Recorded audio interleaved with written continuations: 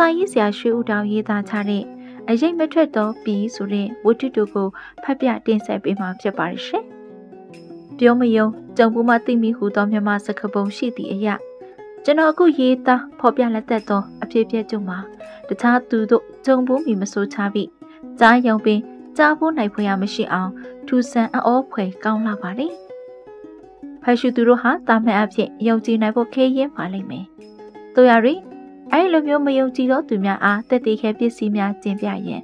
ကျွန်တော်ထံအစေအသင့်ရှိသည်ဖြစ်သောကြောင့်အခုပုံဝတ္ထုကိုဖတ်ရှုသောအခါမှာမိသူမစုံစုံစမ်းနိုင်ပါလေ။တက်တည်ခဲပစ္စည်းတွေကတော့တစ်ကျွန်တော်ရဲ့နှလုံးသည်ချိုအဖြစ်ဖြစ်နဲ့မကြုံမတွေ့မိကသူတစ်ပါးနည်းတူလက်ဝဲဘက်၌ရှိခဲ့ဖူးရာအခုမှလက်ရဘက်သို့ပြောင်းရွှေ့ရောက်နေခြင်းနှစ်ကျွန်တော်မှာတသက်လုံးညာတန်ဖြစ်လျက်နဲ့အခုဘဲတန်ဖြစ်၍သွားခြင်းသုံးကျွန်တော်ရဲ့နိုင်မှာလက်တံများသည်လက်ရရင်မလဲ့ပဲနဲ့လက်ဝဲဘက်သို့ပြောင်းပြန်လက်သည်ဖြင့်နိုင်ကွက်များကလည်းစနစ်တစ်နှစ်သုံးလေးစသဖြင့်မရှိပဲစနစ်17 30 9 8စသဖြင့်ပြောင်းပြန်ရှိနေခြင်းလေးကိုစကိုတိုက်မှ Professor Bismarck ဝယ်ယူသွားတဲ့ကုန်များရဲ့စာရင်းကိုပြနိုင်ခြင်းငါ Professor Bismarck က1932ခုနှစ်မေလ31ရက်နေ့နဲ့ဇွန်လ9ရက်နေ့ချက်ရန်ကုန်ခေတ်ဆက်သတင်းစာကြော်ညာပိုင်းတွင်ထည့်သွင်းလိုက်တဲ့ကြော်ညာကိုပြနိုင်ခြင်းဒါပြင်အခြားပစ္စည်းများလည်းတက်တည်ခဲဖြစ်နေပါရှိပါသေးတယ်။တို့ရတွင်အဲ့ဒီအကြောင်းကိုအခုပြောရမပြဘဲကျွန်တော်ကြုံတွေ့ခဲ့ရတဲ့ထူးဆန်းလှသောအဖြစ်အပျက်ကိုအစည်းအဝေးအကြိုက်ရေးသားဖော်ပြခြင်းပါတယ်။ကျွန်တော်မှာသိပ္ပံကျောင်းသားကြောက်ဖြစ်၍အမိမှာမောင်လာကျင်ဖြစ်ပါတယ်။ကျွန်တော်နဲ့စခန်းနဲ့အတူနေမောင်ထွန်းဦးဆိုသူရွှေဘိုးနဲ့သားကျောင်းသားတယောက်ရှိရာဤသူမှာကာယဗလကောင်းခြင်းဉာဏ်ချက်မြတ်ခြင်းဖြူစင်သောစိတ်ရှိခြင်းကျေးဇူးပြုတတ်ခြင်းစတဲ့ကောင်းမွန်သောယဉ်ကျေးနဲ့ပြည့်စုံသူကြောင့်ဖြစ်လေတော့ကျောင်းသားတွေကပဲချစ်မြတ်နိုးကြ၍ကျွန်တော်နဲ့တော့အထူးသင့်မြတ်လေးပါတယ်။1932ခုနှစ်ကျွန်တော်တို့ဟာကျောင်းမဖွင့်သေးမီရန်ကုန်သို့အတူပြန်လာကြ၍မိတ်ဆွေတူရဲ့အိမ်တွေတဲကိုကမြို့တွင်၌လဲပလဲရှိကြစဉ်မောင်ထွန်းဦးသည်ကျွန်တော်အားရန်ကုန်ခေတ်ဆက်သတင်းစာတွေပါလာသည့်ကြော်ညာတစ်ခုကိုပြပါတယ်။မလကကောင်းတတိကကောင်းသားမရမရှိလောကတက်ပညာအကြောင်းအတော်အတန်နားလေသောလူငယ်တယောက်အလိုရှိသည်နမဲကျော်စော၍ငွေအမြောက်များရဖို့အတွက်စွန့်စားလိုသောစိတ်ရှိရမည်အကြောင်းစုံသိလိုလျက်ရန်ကုန်ပြည်ဆက်သတင်းစာမှကျေးဇူးပြု၍ Professor Bismarck ထံသို့ရှိသားမေးမြန်းနိုင်ပါသည်မော်ထွန်းဟာအဲ့ဒီကြော်ညာကိုကျွန်တော်အားပြပြီးနောက်ရှောက်ထားလိုသောစိတ်ရှိကြောင်းနဲ့ကျွန်တော်အားတိုင်ပင်လီယာကျွန်တော်ကတော့မိသည့်အလုပ်မျိုးဖြစ်မည်ကိုလည်းမသိကျောင်းဖွင့်သောအခါကျောင်းတရံလည်းရှိသောကြောင့်မလျှောက်ထားဖို့အကြောင်းနဲ့ဖြည့်ဆည်းပြောဆိုလေပါတယ်။မော်ထွန်းဟာအဲ့ဒီကြော်ညာကိုကျွန်တော်အားမေလ31ရက်နေ့မှာပြ၍ဇွန်လ1ရက်နေ့မှာအိမ်မထွက်သွားလီယာဇွန်လ4ရက်နေ့တိုင်အောင်မပေါ်လာပဲရှိနေတော့ကျွန်တော်မှအတော်ပင်စိတ်ပူမိခဲ့ပါတယ်။ချက်လာစွာသောတငယ်ချင်းပြန်၍မလာပဲရှိနေခဲ့သောကျွန်တော်ဟာရန်ကုန်ကိစ္စကြော်ညာပိုင်းတွင်ဆက်လက်၍ရှာဖွေလျာဇွန်လ9ရက်နေ့၌အထက်ပါကြော်ညာအတိုင်းချက်မဲ့၍ပါလာပြန်သည်ကိုတွေ့မြင်ရလေပါတယ်။ထိုအခါကျွန်တော်မှာတငယ်ချင်းရဲ့အကြောင်းကိုသိလိုလာသည်ဖြစ်၍ကြော်ညာရီပါရှိသည့်လိပ်စာအတိုင်းရှောက်ထားလိုက်တော့နောက်တစ်နေ့မှပြန်စာတစ်စောင်ရရှိလာပါတယ်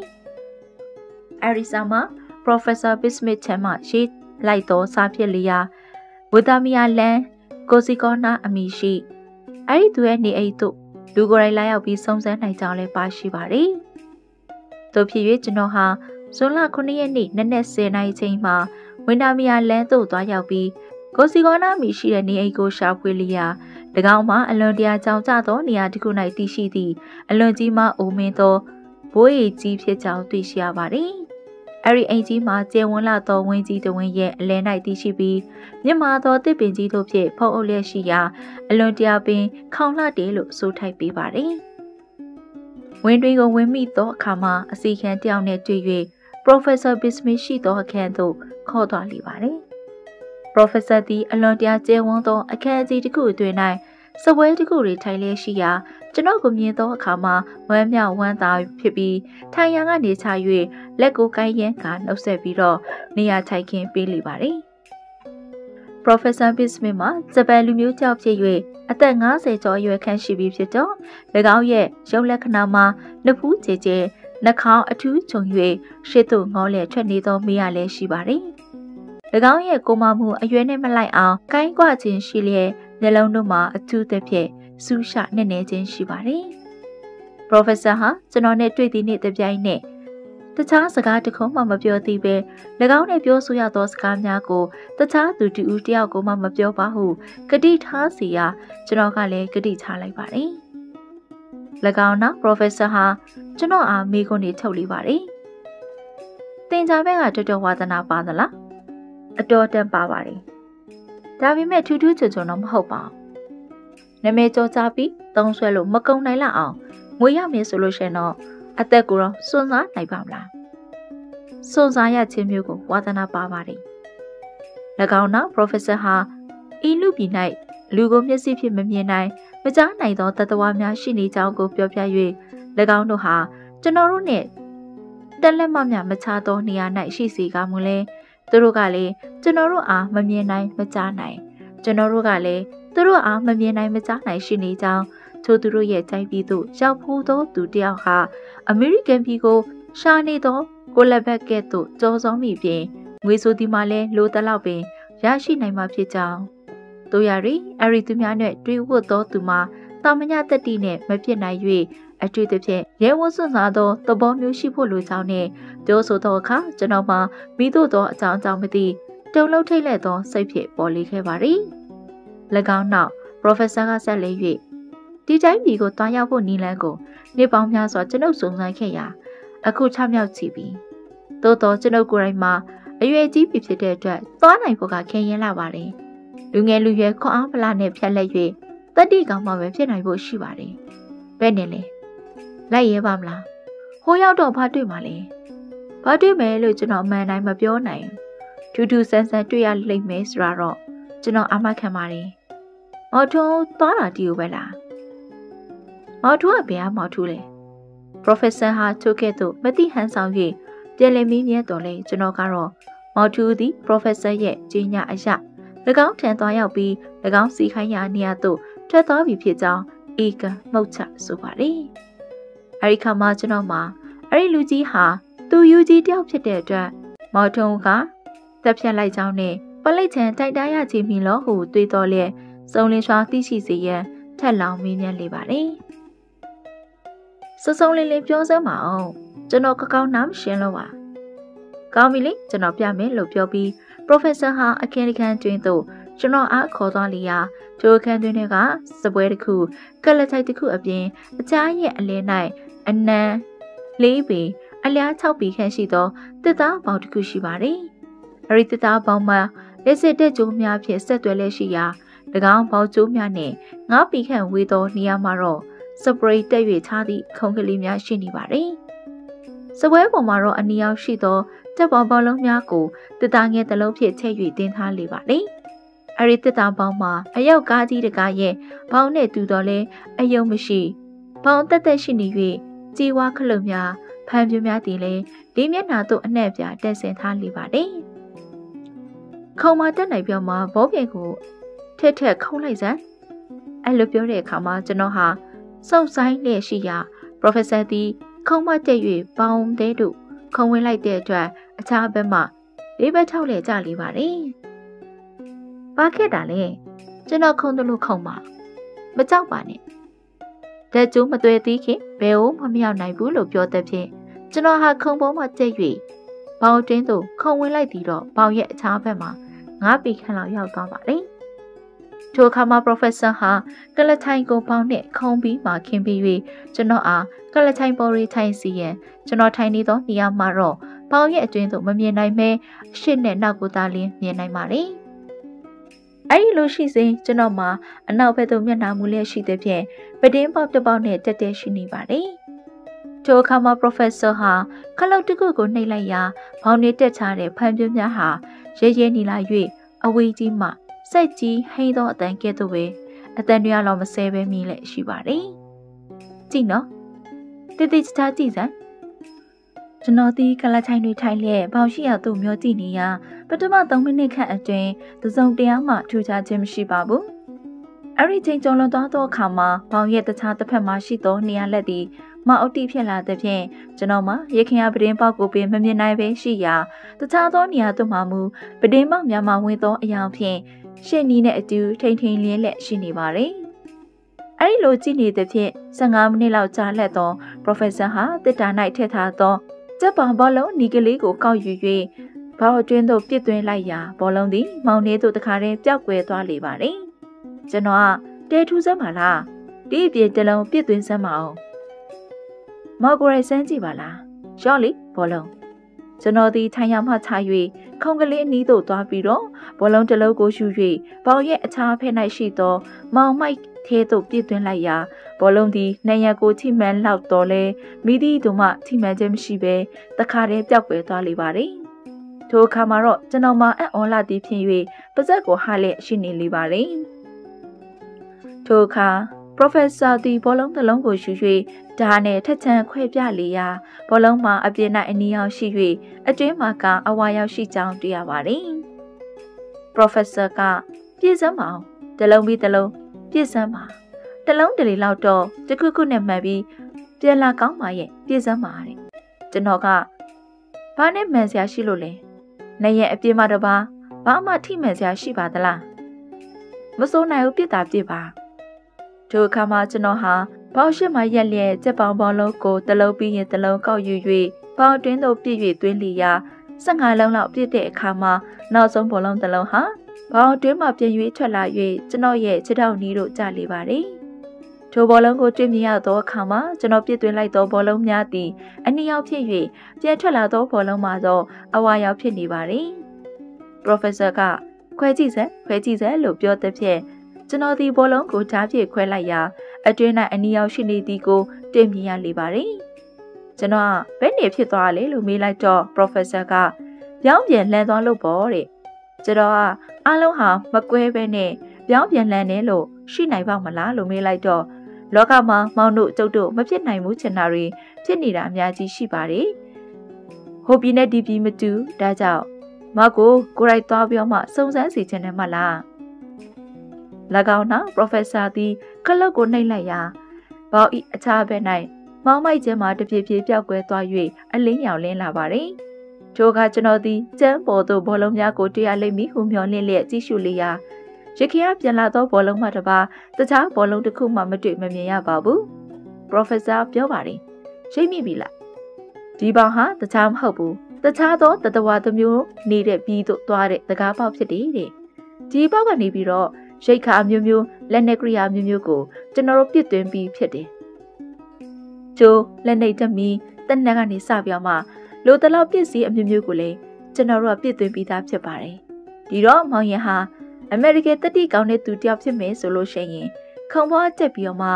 ခုနေရခုံတယ်လို့ပေါင်းတွင်းကိုခုံဝင်စေခြင်းနဲ့ခုနေကတော့ခလုတ်မနှက်ရသေးလို့တခြားမရအောင်ဒီခန်းတွင်းထဲမှာပဲရောက်တယ်ကျွန်ုပ်ကခလုတ်ကိုနှိပ်ပြီးမှခုံဝင်ခဲ့လို့ရှိရင်ဘောလုံးများရှောက်သွားကြသလိုတခြားပြည်ကိုရောက်သွားမယ်ခုံဝင်လိုက်လို့ရှိရင်လူတီနေနိုင်စရာတခုခုရှိတယ်လို့ကျုပ်အမှန်ပြောရဲတယ်တခုခုအမခံမရှိဘဲနဲ့ဒီဘောလုံးဟာပြန်ရောက်လာနိုင်မယ်မချင်ပါဘူးဘောလုံးဟာပြန်ပြောင်းမှခုံဝင်လာနိုင်ခဲ့ရင်မောင်ကလည်းပဲပြန်လာခြင်းတဲ့အခါခုံပြောင်းမှပြန်လာနိုင်ဖို့အကြောင်းရှိတယ်ခိုးရောက်တဲ့အခါမှာဘလို့ဟာမျိုးတွေမြင်ခဲ့တယ်ဆိုတာပြောပြနိုင်လောက်အောင်တည်တည်ချာချာကြည့်ခဲ့ပြီးတော့မှကျုပ်ကိုပြောပြစမ်းပါဒီခါမှာတော့မောင်ရဲ့ကဲတော့ပဲကြောစောတဲ့လူလောကမှာနေရောက်မရှိဘူးဆိုတာမှတ်ပါကဲဘယ်နဲ့လဲကျွန်တော်ဘယ်နေကြောင်ခုံပေါ်တက်ပြီးမှခုံဝင်ရမှာလဲဒီတိုင်းကြုံဝင်လို့မရဘူးလားအဲ့လိုမျိုးတော့ Professor ကရှားလို့ရပါတယ်ဒါပေမဲ့ကြုံဝင်နေတဲ့အကြောအတွင်းမှာစက်မှာတခုခုဖြစ်ခဲ့ရင်မောင်ရဲ့ကိုဟာနှစ်ချမ်းဖြစ်သွားမယ်ဒီတော့တက်နိုင်သမျှလင်းမြန်အောင်ခုံပြောမှဝင်တာအကောင်းဆုံးပဲကျွန်တော်ကနေပါဦးဗျာကျွန်တော်ပြန်လာတဲ့အခါမှာခုနဘောလုံးလိုအတွင်းအပြင်ပြောင်းပြန်လန့်သွားရင်ဘယ်နဲ့လုံမှာလဲဒီလိုတော့မဖြစ်တန်ကောင်းပါဘူးထင်ပါရဲ့တူတူဆာဆန်ကြုံတွေ့ရတဲ့လူဟာနည်းနည်းပပလောက်ပဲစွန့်စားရတာပေါ့တဲ့ဒီအခါမှာကျွန်တော်မှအဲ့ဒီကိစ္စ၌စွန့်စားရခြင်းမှာ ၎င်းပြောသည့်အတိုင်းနည်းနည်းပါးပါးမဟုတ်များများကြီးစွန့်စားရခြင်းဖြစ်ကြောင်းကိုသိရှိတော်လဲအထူးအဆန်းတွေ့လို့မြင်လို့သောကြောင့်မဟုတ်ချစ်လာစွာသောတငယ်ချင်းကိုတွေ့လို့စုံစမ်းလို၍စွန့်စားရခြင်းဖြစ်လေက Professor နဲ့ယင်းခုန်ခြင်းမပြုဘဲစွန့်စားရင်သဘောတူညီကြလေပါသည်ကျွန်တော်ကကောင်းပြီလေခလုတ်နှိပ်ပါတော့ကျွန်တော်ခုံဝင်တော့မယ်လို့ပြောလိုက်တော့ Professor က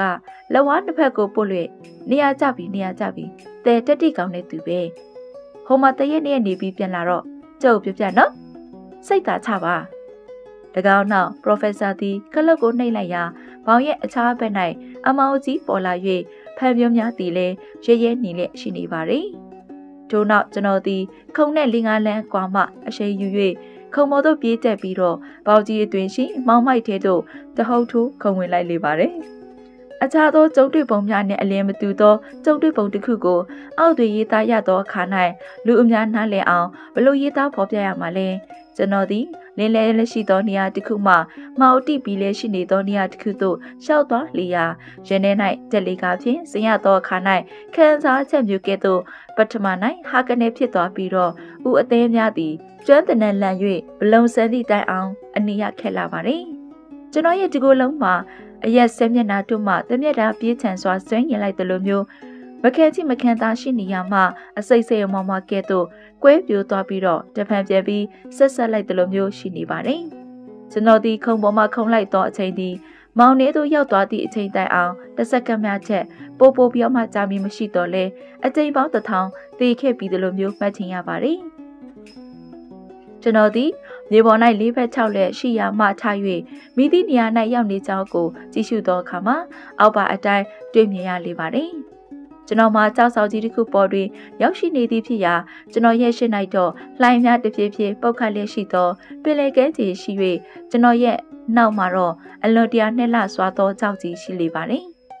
ကျွန်တော်ဟာခုံပေါ်မှရက်၍ဘောက်အတွင်းသို့ခုံဝင်လိုက်သောအခါမှာအဟုန်ပြင်းစွာနဲ့ခုံလိုက်သည်ဖြင့်ထိုကြောက်ကြီးကိုကြုံလွန်လာခဲ့ခြင်းဖြစ်လေရာအကယ်၍တပေခက်လောက်လျှော့ပြီးခုံခဲ့ပါမူကြောက်ဆောင်ပေါ်သို့မရောက်ဘဲကြောက်သေးသို့ကျသွားရခြင်းဖြစ်ပါတယ်ကျွန်တော်မှာအဲ့ဒီကြောက်ကိုစဉ်းစားမိတဲ့ဖြင့်စက်သိမ်းမွေးခြင်းချမိပါတယ်အဲ့ဒီနောက်လက်ဝဲဘက်သို့မျိုးကြည့်လိုက်တော့ကြောက်နဲ့ပင်လယ်ရဲ့အကြားတွင်ကြောက်ဆောင်ကြီးဟာမျက်စိမဆုံးနိုင်အောင်ရှိနေသည်ဖြစ်ရာလက်ရဘက်မှာလည်းထိုနည်းအတူပင်လယ်နဲ့ကြောက်ရဲ့အဆက်ကြားမှာကြောက်ဆောင်များတာလင်ရှိနေပါတယ်ဒါအပြင်ကျူးစမ်းသောအချက်တစ်ခုမှာကျွန်တော်တွေ့မြင်ရသောအရာဝတ္ထုများသည်အစိမ်းအနီအဝါအပြာစသဖြင့်အရာမျိုးစုံမရှိဘဲတက်ပုံတွေတွေ့မြင်ရသည့်အတိုင်းပြာနဲနဲအယောင်မျှသာရှိနေ၍အပြာနုအပြာရင်အပြာဟူ၍သာလျှင်တစ်ခုနဲ့တစ်ခုကွဲပြားခြားနာခြင်းရှိလျာထိုကဲ့သို့နေရာအရက်တိုင်းသည်တသွေးတယောင်နှင့်ရှိနေသည်ကိုမြင်ရသဖြင့်အကြောင်းမိတို့ရှိနေသည်နည်းဟုနေကိုမောကြည့်လျာမိသည့်အရာမှနေကိုမတွေ့မမြင်ရဘဲကောင်းကင်တစ်ခုလုံးသည်ပြာနဲ့နဲ့အယောင်သားလင်းရှိနေပါတယ်။၎င်းနော်ကျွန်တော်ရဲ့ခြေရင်သို့ငုပ်ရကြည့်လိုက်ရာကျွန်တော်ရဲ့ကိုယ်မှလည်းကြောက်ဆောင်ပေါ်၌အရေးမတွေ့ရကြ။ဤနေ့ကထူးခြားခြင်းတရက်ပေသည်ဟုအောက်မေ့၍ကျွန်တော်သည်အချိန်ကိုသိလို့သဖြင့်လက်ပတ်နိုင်ကိုကြည့်လိုက်တဲ့အခါမှာပထမ၌နားမလည်နိုင်အောင်ရှိနေလေပါတယ်။အเจ้าကိုဆိုရသောနိုင်ကွက်များသည်ပြောင်းပြန်ရှိနေ၍နိုင်လက်တန်သည်လည်းလက်ရရည်မလက်ပဲပြောင်းပြန်လျက်ရှိနေပါတယ်။ဒါပေမဲ့အဲ့ဒီပြောင်းပြန်ကိုပဲအလိုက်တဲ့အောင်ကြည့်ရှုလိုက်တဲ့အခါမှာနိုင်ပြဲတစ်ချက်ကြော်ရှိနေကြောင်းတွေ့ရှိရပါတယ်။ကျွန်တော်မှာ Professor Bismarck ရဲ့အိမ်သို့10နာရီအချိန်တွင်လာခဲ့ကြောင်းသိရပါတယ်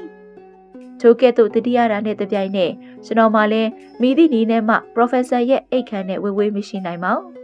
ကျွန်တော်မြင်ရသောကြောက်ဆောင်ပင်လယ်ကြောက်စတာတွေကလည်းစိတ်ထဲမှာထင်ရခြင်းများသာဖျားမီးကိုအောက်မေ့၍ Professor Bismarck လို့အတကုံဟစ်အော်ခေါ်လိုက်ပါတယ်။တို့ရတွင်မိသူကမှပြည့်၍မထူးကြည်ကျွန်ုပ်ရဲ့ပင့်တဲ့တန်တွေကလည်းပြန်လာခြင်းလည်းမရှိပင်၎င်းနောက်ကျွန်တော်သည်အိမ်မက်မက်ခြင်းဖြစ်လေသလားဟုမျက်စိကိုမှိတ်ချပြီးမှတဖန်ဖွင့်ပြီးကြည့်ပြန်ရာမိတို့မှခြားနာခြင်းမရှိပဲပင်လယ်ပြင်နဲ့ကြောက်ဆောင်တို့သာလျှင်မျက်စိတစုံတွေ့မြင်ရလေပါတယ်။ဒီခါ၌ကကျွန်တော်မှအတော်ပင်ချိန်လန့်ခဲ့ရလေပါတယ်။ဤဖြစ်သည်ကအိမ်မက်လည်းမဟုတ်ယူတုခြင်းချင်းမြင့်ခြင်းရာထင်မှတ်နေခြင်းလည်းမဟုတ်အမှန်စစ်စစ်ထူးခြားသောအဖြစ်ပြီးဒီကရင်တို့ဖြစ်လျင်တငယ်ချင်းမောင်ချုံဦးကိုရှာဖွေအပ်ဟုအကြံရ၍ကျွန်တော်မှယူငယ်စွာရှိနေရမှလှုပ်ရှားထကြွခြင်းရှိလာပါတယ်။ တို့ဖြစ်၍ကျွန်တော်ဟာအနီးပါးမှာမောင်ထုံရောက်ဖူးသောချိန်မှတ်များပြီးသို့ရှိလေသည်နည်းဟုကြည့်ရှုလျာပထမ၌အစာအနကိုမမြင်ရဘဲ Professor Bismuth ပြစ်သွင်းပေးပို့ချတဲ့ရိတ်ခါများနဲ့တခြားကိရိယာများကိုတာလင်းတွေ့မြင်ရလေပါတယ်။၎င်းတို့မှာဘစ်ကွတ်မုတ်လေးတစ်တာရှေးဘူးတဘူးငါတစ်တာနှစ်တာစင်ဂျိတ်ခဲလေးဘူးချောကလက်နှစ်ဘူးနှုတ်စိန်6ဘူးဝက်ပေါင်6တခုလက်နှိပ်ချက်ပြီးတစ်ခုကျိုးတစ်ချောင်းဆွဲတာအင်ဂျီတစ်ထည်6လုံးပြူတနက်တက်လက်စသည်တို့ဖြစ်လေပါတယ်။ကျွန်တော်ဒီ6ဆောင်ပေါ်၌ပြည့်ကျဲလျက်ရှိသောထိုပစ္စည်းများကိုတနေရာ၌စုပုံထားပြီးနောက်အနှိမ့်ငယ်ဆောင်မှုနေသည်နှင့်ဘစ်ကွတ်တက်တာကိုဖွင့်ပြီးပြရာအံ့အားသင့်၍သွားပါတယ်။အเจ้าကိုဆိုသောတလုံးသောတက်တာမှဖွင့်၍ဖြစ်နေသည့်ပြင်ဘစ်ကွတ်တန်းကြောမှသည်ရော့လျက်ရှိနေသည်ကိုတွေ့ရပေသောကြောင့်ထိုအချင်းရာကိုကျွန်တော်တွေ့မြင်ရသောအခါမှာအတော်တန်အားတက်လာခဲ့၍ကျွန်တော်ရဲ့တငယ်ချင်းဟာဤကဲမှုတ်ချဤနေရာသို့ရောက်ဖူးရမယ်။ရောက်ဖူးရင်လည်းအဘဲကြောင့်တွေ့အောင်မရှာနိုင်မဲရှိအပ်နီးဟုအောက်မေ့၍အရှာမထက်မြင်ဝမ်းဝါအောင်စားအပ်ဟုရိုးဘူးတစ်လုံးကိုဖွင့်လေပါတယ်။ကျွန်တော်ဟာ၎င်းရိုးဘူးများကိုဖွင့်လျက်ရှိစဉ်လက်များကိုရုတ်တရက်ကြည့်မိရာရိုးဘူးကိုလက်ရလက်ဖြစ်မဖွင့်ဘဲလက်ဝဲလက်ဖြစ်ဖွင့်လျက်ရှိကြောင်းတွေ့ရပါတယ်။အဲဒီလိုချင်းရာကိုအနှင်းငယ်အံ့ဩ၍ကြောက်ခဲတစ်လုံးကိုရုတ်တရက်ကောက်ယူစမ်းကြည့်ရာအဲ့ဒီနေ့အတူလက်ဝဲလက်ဒေတာလင်းအသုံးပြုလက်ရှိနေကြောင်းတွေ့ရပြန်တဲ့ဖြင့်ကျွန်တော်မှာဒိုအချင်းတော်တွင်၌ဘေးတန်ကြောက်ရဲ့ဖြစ်သို့ပြောင်းလဲသွားကြောင်းသိရပါတယ်။ဘဲလဲနဲ့စားသည်ဖြစ်စေညားလဲနဲ့စားသည်ဖြစ်စေဝမ်းဝလင်းလိုရင်းဟုအောက်မိ၍ဘစ်ကွတ်မုတ်နဲ့ရိုးအနေငယ်စားပြီးနောက်ဘစ်ကွတ်မုတ်တန်းကိုလည်းအိတ်ထဲသို့ထည့်၍တငယ်ချင်းအားရှာဖွေရန်ပြင်ဆင်လေပါတယ်။ကျွန်တော်ဒီထိုင်ရမှချ၍သွားရင်လန်းကိုမျောကြည့်သောအခါသွားနိုင်သောအရက်မျက်နှာမှာနှစ်မျက်နှာသားရှိပါတယ်။အခြားနှစ်မျက်နှာမှာတစ်ဖက်မှာကြောက်တစ်ဖက်မှာပင်လဲစီတားကားလျက်ရှိပါတယ်။ဤသို့သွားနိုင်သောနှစ်မျက်နှာအနက်မိသည့်ဖက်သို့လိုက်ရမည်နည်းဟုစင်ကျင်ပြန်သောနှစ်ဖက်လုံးမှာခြားနာခြင်းမရှိတငယ်ချင်းမောင်ထွန်းဦးသွားတန်လောက်သောလမ်းကြီးတာလင်းဖြစ်ပါတယ်။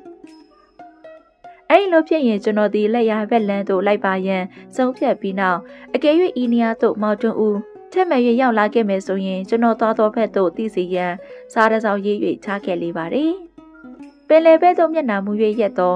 လက်ရဘက်လမ်းသို့ကျုပ်လိုက်သွားပြီးလိုက်ခဲ့ပါလေလိုက်တဲ့ဤစားကိုရေးပြီးနောက်ကျွန်တော်ဒီအလွယ်တကူမြင်နိုင်လောက်သောနေရာတွင်ခဲတလုံးဖြစ်ဖိ၍ချပြီးမှဆွဲတာအင်ကြီးရေဘူးနဲ့6လုံးပြူတနက်ကိုကောက်ယူလျက်လက်ရဘက်လမ်းသို့ရှောက်လာခဲ့ပါတယ်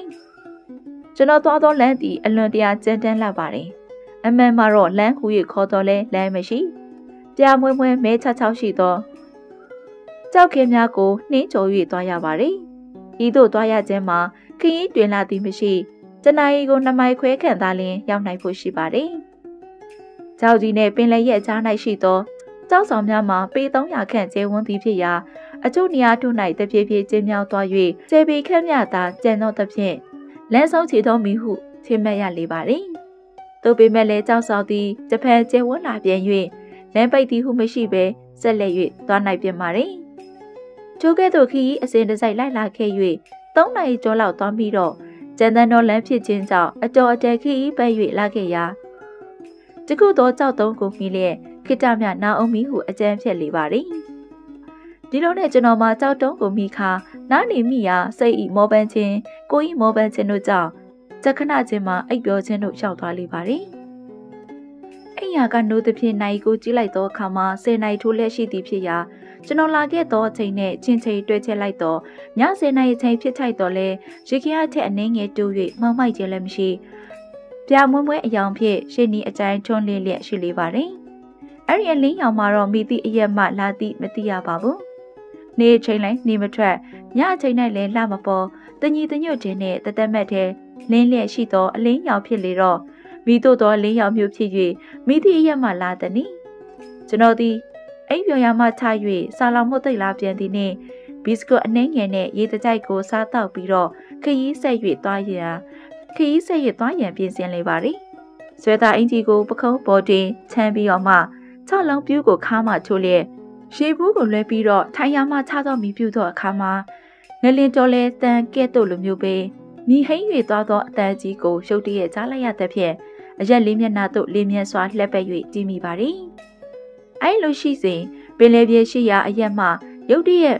မိုးမောင်ကျတယ်လို့မျိုးပဲမောင်နဲ့မင်းမင်းရှိလာတဲ့ဖြင့်ကျွန်တော်သည်9မိုင်ခရီးခန့်၍တိမ်တိုက်နဲ့တန်တူသောအရာဝတ္ထုကြီးကိုခိုက်၍ကြည့်မိရာထိုတိမ်တိုက်နဲ့တူတဲ့မောင်ကြီးအတွင်မှတောက်ပသောအရာဝတ္ထုတစ်ခုဟာတဖြည်းဖြည်းပြူထွက်၍လာလေပါသည်ထိုအခါမှကျွန်တော်မှာအဲ့ဒီအရာများမှာကျဲများပင်ဖြစ်လေသလိုဟုသေချာစွာကြည့်လေရာထိုအလင်းရောက်သည်ကျဲဝန်းတစ်ထက်ကျဲဝန်းလာ၍အလင်း၌အရင်များပေါ်လာလေပါသည်ကျဲဖြစ်ရင်လည်းအရင်မပေါ်တန်ရာဤများလောက်လည်းမကြီးနိုင်စားသဖြင့်စဉ်းစားစိတ်ကူးလည်းရှိနေစဉ်ထိုအလင်းဝိုင်းကြီးနှဝိုင်းရဲ့အနီးမှတဖြည်းဖြည်းအရင်များပေါ်လာလေပါသည်ထိုတော်တွင်၌ရေခင်ကတော်လဲတဲ့သည်လည်းဟိန်းတစ်ထက်ဟိန်းလျက်ရှိပါသည်ထိုအခါကျွန်တော်သည်6လုံးပြူကိုစစ်စစ်ပါအောင်စုပ်ကင်လျက်မျက်တောင်မခက်ပဲမျောကြည့်ရမှာနဘေးမှပေါ်လာသောရိတ်များတီကအခြားမဟုတ်မျက်နှာကျက်တစ်ခုရဲ့ပုံသဏ္ဍာန်ဖြစ်၍အလင်းရောင်ဝိုင်းကြီးတစ်ခုမှာတော့မျက်လုံးကြီးနှလုံးဖြစ်လေပါသည်ကျိုးကဲ့သို့ဆိုက်၍ကြည့်နေစဉ်မျက်နှာကြီးဟာထင်ရှားတဲ့ထက်ထင်ရှားလာပြီးနှာခေါင်းပါးစပ်တို့ဖြင့်ပီသစွာမြင်နိုင်ပေသည်ဖြစ်ရာမျက်လုံးတို့မှလည်းကျွန်တော်အားဆိုက်၍ကြည့်လျက်ရှိသည်ထိုမျက်နှာကြီးဟာပထမ9မိုင်ခရီးခန့်ဝေးကွာသောတိတ်တိုက်တဲ့တန်းရှိမောင်ကြီးအတွင်းမှထွက်ပေါ်လာခြင်းဖြစ်လေရာကျွန်တော်ကြည့်လျက်ရှိသည့်အတွင်းမှာပဲနီးကပ်တဲ့ထက်နီးကပ်လာ၍တမိုင်ခန့်အတွင်းလိုက်လာချေပြီးဟုထင်မှတ်ရလေပါသည်မျက်လုံးမှာလည်းဝင်းဝင်းပြောင်ပြောင်ဝိုင်းဝိုင်းဆက်ဆက်နဲ့ကြောက်မဲ့ဖွယ်ရဆူဆူဆက်ဆက်ကျွန်တော်အားကြည့်လျက်ရှိသဖြင့်ကျွန်တော်မှာယခုချက်နီးကပ်စွာချီးကပ်လာခဲ့ရင်အဘဲတို့ပြေးရမည်နည်းဟုပြေးရလန်းကိုပင်မျှော်ကြည့်မိပါသည်သို့ပေမဲ့မျက်နှာကြီးဟာတပြိုင်နက်ရုတ်တရက်ရက်တန့်သွားပြီးအလင်းရောင်တွင်း၌အနည်းရတဖွဲပါရှိသောမျက်လုံးကြီးနှလုံးဟာကလေးကလေးနဲ့ချာချာလင်းအောင်လင်းလိုက်လေးရကကျွန်တော်မှမကြည့်ဝန်းတဲ့ဖြင့်မျက်နှာကိုလက်ဝါးနဲ့ပိတ်ချလိုက်ရပါတယ်။အဲဒီနောက်လက်ကိုဖွင့်ကြည့်လိုက်တဲ့အခါမှာမျက်လုံးကြီးနှလုံးဟာခြာလဘက်မလဲတော့ပဲကျွန်တော်အားစိုက်ကြည့်၍ကြည့်နေပြန်တော့ကျွန်တော်မှအော်ဟစ်လိုက်တော့မီလို့ဖြစ်သွားနေတဲ့အစဲမှာပဲမျက်နှာကြီးနဲ့တကွမျက်လုံးကြီးတွေဟာချစ်ဖြည်းဖြည်းမိန်၍သွားပြီးနောက်တိမ်တိုက်နဲ့တကွကွဲပြောက်၍သွားလေပါသည်။အဲဒီခါမှာတော်လေးသောအတန်ကြီးကလည်းရက်စဲ၍သွားသဖြင့်စိတ်ငြိမ်စွာနဲ့ရှိလေပါသည်။ဒီလိုနဲ့ပဲကွဲပြောက်၍သွားပါတော့လေကျွန်တော်မှကြောက်ရွံ့ထိတ်လန့်ခြင်းမပြေပြောက်နိုင်သေးသည်ဖြစ်သောကြောင့်တစုံတရာအတန်ပေးရတော့မိမိကိုမိမိအားပေးရန်ရောက်လိမ့်မည်ဟုမျှော်လင့်လျက်မော်ထုံးဟေးမော်ထုံးဘယ်ရလဲဟေးကြားရထူးပါဟေးလို့အကြိမ်ကြိမ်ဟစ်အော်ခေါ်ငင်လေပါတယ်။၎င်းနောက်ကျွန်တော်သည်ထူးလိုက်မည်ဟုမျှော်လင့်၍မဟုတ်အတန်ငယ်မောသွားတဲ့ဖြင့်ရက်ဆိုင်ကနားထောင်လျာအရက်စဲမျက်နှာတွင်မိသည့်အရက်ကဟူ၍မပြောနိုင်လွန်မင်းစွာဝေးလာတဲ့ဖြင့်တဲတဲကလေးရှိသောအတန်ဖြင့်မောင်လာတင်ဟေးမောင်လာတင်ဟူ၍ကျွန်တော်ရဲ့အမိကိုခေါ်လိုက်တဲ့အတန်ကြားရတဲ့ဖြင့်များစွာပဲအံ့ဩမိပါတယ်။ကျွန်တော်ဟာကျွန်တော်ရဲ့အမိကိုခေါ်တန်ကြားလိုက်တဲ့အခါအံ့ဩခြင်းတွေချက်ဝမ်းမြောက်ရခြင်းကချူကေးတာလွန်လျက်မောင်တို့ဦးဟုထက်လောက်၍ခေါ်ပြလေရာအဲ့ဒီအတန်ကလည်းလာတင်ဟုကျွန်တော်ရဲ့အမိကိုကြခုနဲ့ချက်ပြောင်းမှဆင့်ခေါ်ပြန်ပါတယ်။အဲ့ဒီအတန်မှာတော့မောင်တို့ရဲ့အတန်စစ်စစ်ဖြစ်ပါတယ်။ဒါပေမဲ့လည်းပင်လေဘက်မှာလာလေသလားလက်ဝဲဘက်လက်ရဘက်မှလာလေသလားတို့တီမဟုတ်ကျွန်တော်ရဲ့နောက်မှာရှိတဲ့ကြောက်ဆောင်များမှလာလေသလားဟုမခွဲခြားနိုင်သည်ဖြစ်၍နားဆွင့်ကားရှိနေပြန်ရာကန်းချီကိုလှိုင်းမှုတ်ခတ်တမ်းမှလွဲ၍တခြားအတန်ကိုမကြားရဘဲညှိတ်သက်စွာနဲ့ရှိနေပြန်ပါတယ်။သို့ဖြစ်၍ကျွန်တော်ဟာကြောက်တုံးတုံးပေါ်မှာခြိုက်ပြီးတော့အတန်လာသည့်အရက်သို့တွေးတောလျက်ရှိစဉ်ရခင်အားမြင်လိုက်ရတဲ့မျက်နှာကြီးကိုတတိယသက်ဖြင့်ကျွန်တော်ရဲ့တငယ်ချင်းသည်ဤသို့သောလူမျိုးရဲ့လက်တွင်သို့ရောက်နေချေပြီးလောဟုတွေးတောမိသဖြင့်တင်းငိမ့်စွာထိုင်၍မနေနိုင်ပဲရုတ်တရက်ထပြောင်းမှပြန်လေပါတယ်။၎င်းနောက်ကျွန်တော်သည်ကြောက်ဆောင်များရဲ့အနောက်မှလာသောအတန်ဖြင့်ချေမီဟုတွေးတော်မိသည်ဖြင့်၎င်းတို့ကိုကျော်လွန်၍တက်အန်းဟုတက်လိုင်းလောက်သောနေရာကိုရှာဖွေလေပါသည်။ကျွန်တော်၏နောက်သို့ကြောက်ဆောင်များသည်အမြင့်ပေ20ခန့်ရှိ၍မက်ဆောင်စွာရှိနေကြသည်ဖြစ်ရာခြေချရနေရာမျှမတွေ့နိုင်ပဲတညီတညတဲ့ချောမွေစွာရှိနေလေပါသည်။နောက်ဆုံး၌တခြားသောနေရာကျဲတဲ၍အစွန်များချက်နေသောနေရာတစ်ခုကိုတွေ့ရှိရသည်ဖြင့်ကျွန်တော်သည်ကြောက်စုံများကိုတွေ့လျက်တက်လေပါသည်။15ပေလောက်တက်မိလေတော့အောက်ခြေနဲ့အတော်ပင်အလံဝေး၍လာပြီးဖြစ်တဲ့အတွက်ကြောင့်မတော်တဆခြေချော်၍ကြခဲ့ပါလျင်အ ਨੇ ဆုံးအားဖြင့်ခြေကျိုးချီမိဖြစ်သောကြောင့် Professor Bismuth ရဲ့စကားပေါက်အတွင်သို့ရအောင် တဖန်ခုံရဝင်ရန်မတက်နိုင်တော့သည့်အဖြစ်ကိုသိရှိရ၍များစွာထိတ်လန့်တုန်လှုပ်ခြင်းဖြစ်မိပါတယ်။သို့ပေမဲ့လည်းကျွန်တော်၌တစုံတရာဖြစ်ခဲ့ပါလျက်ကျွန်တော်တယောက်တည်းရဲ့အသက်တန်လမကချစ်လစွာသောတငယ်ချင်းပါအသက်ဆုံးရှုံးရမည့်အရေးကိုတွေးတောလျက်ရှိနေသမျှသောခွန်အားကိုညှစ်ထုတ်၍ကြောက်စုံများကိုတစုံပြီးလေတစုံတွေ့တဲ့ကြော်နှင်း၍တုတ်ကက်ကက်တက်ပြန်လေရာနောက်ဆုံးမှာကြောက်ဆောင်ပေါ်သို့ရောက်ခဲ့လေပါတယ်။ကြောက်ဆောင်ပေါ်သို့ရောက်သည့်နေ့တစ်ပြိုင်နက်ကျွန်တော်မှာချစ်ပြက်လက်ပြဖြစ်နေ၍5မိနစ်ခန့်နားနေပြီးမှတဖန်ချ၍တငယ်ချင်းရဲ့အမိကိုခေါ်ပြလေရာဒီဟာဟေးဒီဟာပြန်ထူးတဲ့တန်ကိုကြားလေပါတယ်။အဲ့ဒီအတန်ကတော့ပထမကြားတဲ့အတန်ချက်အနှင်းငယ်ကျဲ၍လာသည်ကိုထောက်ရသဖြင့်ကျွန်တော်မှလမ်းလွဲလို့မရောက်လမ်းမှန်သို့ရောက်နေသည့်အကြောင်းသိရလေပါတယ်။ကြောက်ဆောင်ကြီးမှာတော့ကျွန်တော်ရောက်နေသောအရက်၌ပြည့်ပြူးညီညာစွာရှိနေကြောင်းတွေ့မြင်ရပါတယ်။၎င်းနောက်ကျွန်တော်ကဘယ်ကလဲဟေ့အဲ့လိုဟစ်အော်ပြီးမော်ထွန်းဦးရဲ့အတန်ကဒီဟာဟေ့တွင်းတွေကဟိုပြန်ပြောမှထူးတီကိုကြားရတော့ထိုအခါမှာကျွန်တော်ဟာအရက်လေးမြကနာကိုမျောကြည့်ပါတော့လဲမိသည့်ကျွင်းကိုမှမမြင်နိုင်ပဲရှိနေပါတယ်။သို့တော်လည်းအတန်သည်ကျွန်တော်ရဲ့လက်ဝဲဘက်မှလာကြောင်းကိုသိရသည်ဖြစ်၍အတန်ကြားရလက်ဝဲဘက်သို့လိုက်လေရာလမ်းဤကြောက်တုံးကြီးများစီးကားလျက်ရှိသည်ဖြစ်သောကြောင့်တလုံးပြီးရင်တလုံးကြော်လွှား၍သွားလေပါတယ်။ဘယ်ကလဲဟေ့မော်ထွန်းဒီကဟေးဒီကတွင်းနေရကျွန်တော်ရဲ့တငယ်ချင်းများမှာတွင်းနေသို့ချနေခြင်းဖြစ်၍ပြန်တဲ့ခြင်းမှာမတက်နိုင်ပဲစောင့်နေရခြင်းပဲဖြစ်လေပါတယ်။မတော်တဆချေနိုင်ရင်နာပေးလိုက်မိဟုအောက်မေ့လျက်နေမြန်းစွာပြေးသွားလျက်ဘယ်ကလဲဟေးထူးစမ်းမအောင်လို့အော်လိုက်ရာမောင်လာတင်ရေငါဒီကဟေးတွင်းနေအားလို့ပြောတဲ့အတန်ကိုကြားရပြန်ပါတယ်။ဘယ်တွင်းရလဲဘယ်မှာလဲဒီတွင်းဟေးဒီမှာတတိထားလာနော်လိုက်ကြမယ်။ကျွန်တော်ဟာအတန်ကြားရသို့ပြေးသွားပြီးကြောက်တုံးတုံးကိုကျုံးမိတာနဲ့တပြိုင်နက်တွင်းနှခမ်းသို့ချက်ချင်းရောက်သွားလေပါတယ်။တွင်းကြီးမှာ15တောင်ခန့်ကျင်းဝင်၍အတောင်30ခန့်နဲ့တည်ဖြစ်ရာနဘေးတို့သည်လည်းပုတ်ခံ၍ခြားတကဲ့သို့ချုံမွေ့စွာရှိနေပါတယ်။တွင်းရဲ့အောက်မှာတော့ကျွန်တော်ရဲ့တငယ်ချင်းမောင်တူဦးသည်ကျွန်တော်ရှိရာသို့မော်ကြည့်လျက်သွားကိုဖြဲကပြုံးရည်လေးရာဒိုချင်းရာကိုထောင်းကျင်ယုံများပင်ထိုသူသည်မိမြလောက်တက်တိကောင်းသောသူတစ်ယောက်ဖြစ်ကြောင်းကိုဖတ်ရှုသူတို့ခမန်းနိုင်ဖွယ်ရရှိပါတယ်။ကျွန်တော်တို့ရောက်နေကြတွေ့မြင်နေကြဖြစ်တဲ့တိုင်းပြည်လည်းမဟုတ်နဲလာစွာသောတွင်းထဲသို့ကျနေသဖြင့်ကဲဆဲမဲ့သူလာပါလေအောင်မီလားလို့မျောလင့်ပွဲရအကြောင်းမရှိဟုဖြစ်နေတဲ့အခြေအနေမှာကျွန်တော်တို့မြင်တာနဲ့တပြိုင်နက်ပြုံးရင်နိုင်ခြင်းမှာအာကယောက်ျားအာကတတိပင်ဖြစ်ပါပေဟုကျွန်တော်တို့ရဲ့စိတ်မှာကြီးမွန်းလေပါတယ်ကျွန်တော်မှာတော့တငယ်ချင်းကိုတွေ့တာနဲ့တပြိုင်နက်မိမြလောက်ဝမ်းသာသည်ကိုထုတ်ဖော်၍တော့မပြောနိုင်တော့ဖြစ်နေပါတယ်ဟိုကြောင့်ညာကိုမင်းတွေ့ရင်လိုက်လာလိမ့်မယ်လို့ငါထင်ပြီးသားပဲနေစမ်းမအောင်နာသွားတာလားမနာအောင်အကောင်းကြီးပါဗျာမတက်နိုင်တာတခုလောက်ပဲရှိတာဒီအတွက်တော့မင်းမပူနဲ့ငါကဲမယ်စားစရာဘာများပါတယ်လဲပြချလိုက်စမ်းပါအရိခါကျွန်တော်ဟာလွလွမဲမဲစောင်းလာတဲ့ငါတစ်သားတပူးကိုဖောက်စရာနဲ့တကွာပြချလိုက်ရာတငယ်ချင်းလည်းကောက်ယူ၍မိတ်ဆက်စွာစားတောင်းနေပါတယ်ရင်းငက်တယ်ရေဘူးပေါအောင်လားရေဘူးတော့ပါတယ်ဘယ်နဲ့လောက်ပြောမှရအောင်ပေးရမှာလဲကိစ္စမရှိဘူးမင်းကရေဘူးဖွင့်ပြောမှနည်းနည်းချင်းညှက်ချငါအောက်ကနေလက်ခုပ်နဲ့ခံပြောမှတောက်မယ်ကျွန်တော်ဒီပြောသည့်အတိုင်းရေဘူးကရေကိုညှက်ချပေးရာမော်ထွန်းကလက်ခုပ်နဲ့ခန်းတောက်ပြီးရေအားလုံးပင်မရောက်တော့လဲရေဘူးကရေကုန်သွားတဲ့အခါမှာရေငှက်ချင်းပြဲလောက်ရုံရှိလေပါတယ်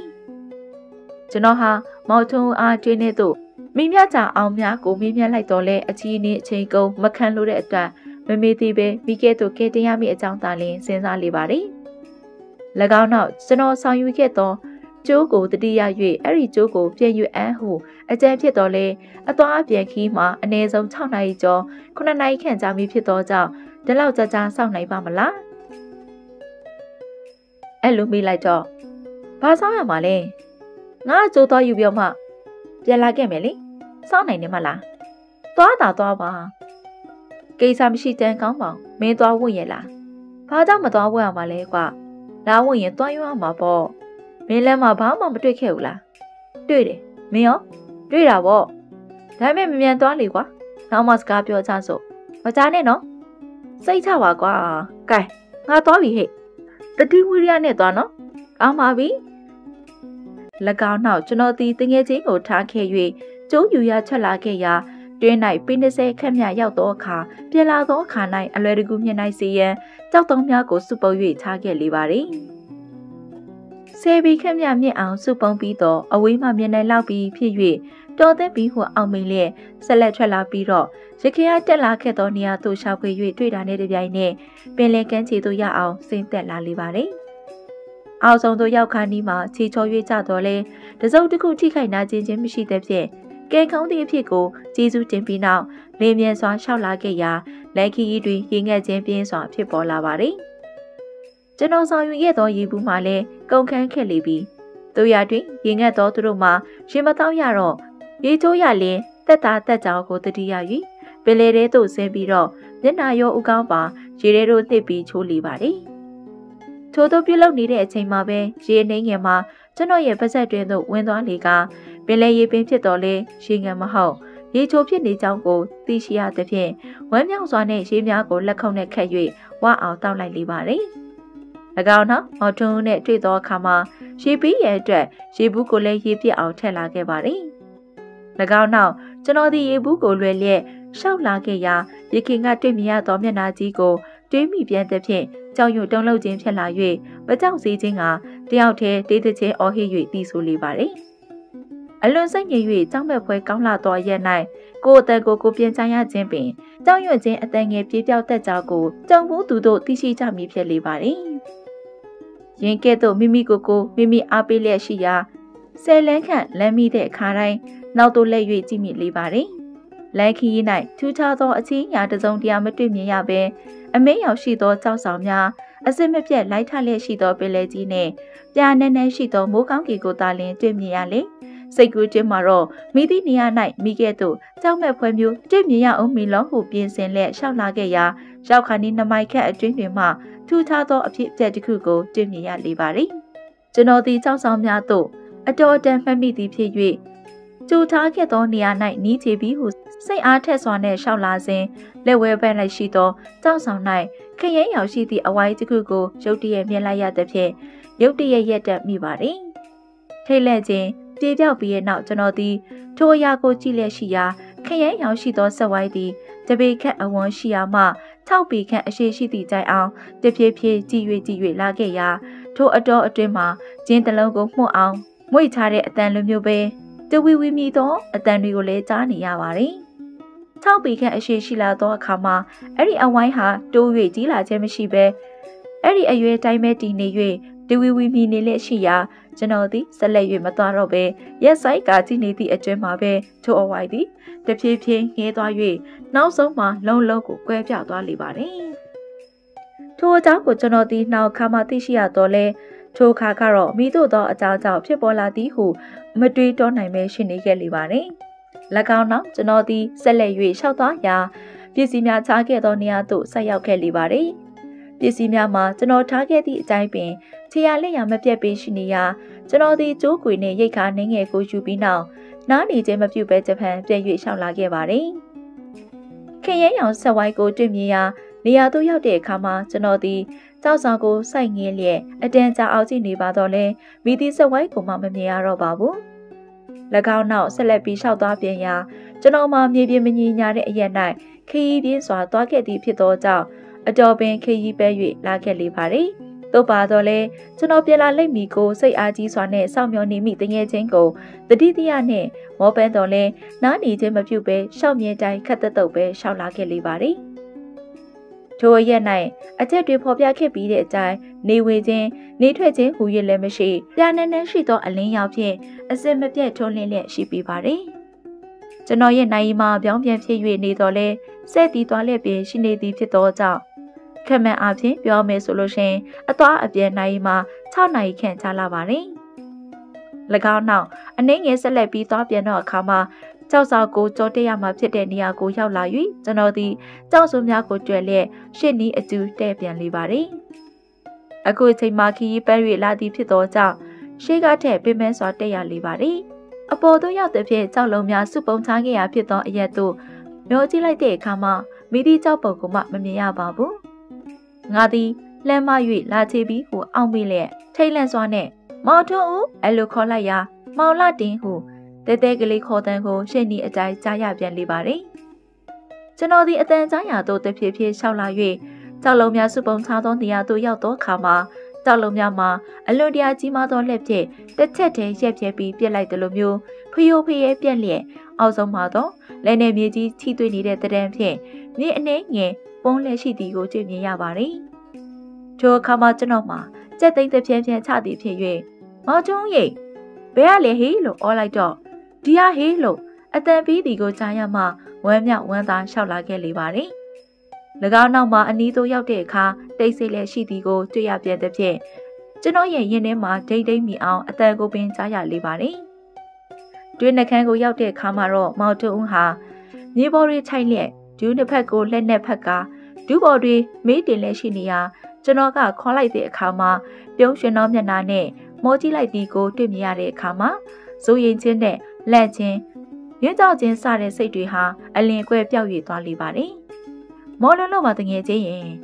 9မိနစ်လောက်ကလေးနားပြစီအောင်ပြီးတော့ဆွဲတင်ပါမယ်။ကျိုးပါခဲ့လား။ပါတယ်။အဲဒီနောက်ကျွန်တော်ဒီ9မိနစ်လောက်နားနေ၍အမောပြေတာနဲ့တပြိုင်နက်ကျိုးတစကိုကြောက်လုံးတစ်လုံးဖြင့်ချီထားပြီးတော့ကျိုးခွေကိုအောက်ပြချလိုက်ပါတယ်။အဲဒီလိုပြုခြင်းမှာအကယ်၍ကျိုးရှုပ်ထွေးနေတဲ့ဖြင့်နှစလုံးလွန်၍တွင်နေတို့ကျသွားပါမူကဲတင်နိုင်ရန်တခြားနည်းလမ်းရှိတော့မီမဟုတ်တော့ကြောက်ဖြစ်ပါတယ်။၎င်းကျိုးမှာလက်မဝက်လောက်လုံးပတ်ရှိတော့လဲမနီလာလျှော်ကျိုးဖြစ်တဲ့ဖြင့်အလွန်တရာခိုင်ခန့်လာသည်ဖြစ်ရာအောက်သို့ချလိုက်သောအခါမှာမိယုံမြမကပေအနေငယ်ပင်ပိုပြီးတော့မှရှိလီပါတယ်။မောင်ထွန်းမှာခွန်အားနှင့်ပါလက်ရှိနေသည်ဖြစ်သောကြောင့်မိသည့်နေနဲ့မှကျိုးကဆွဲတင်၍တဲ့ရန်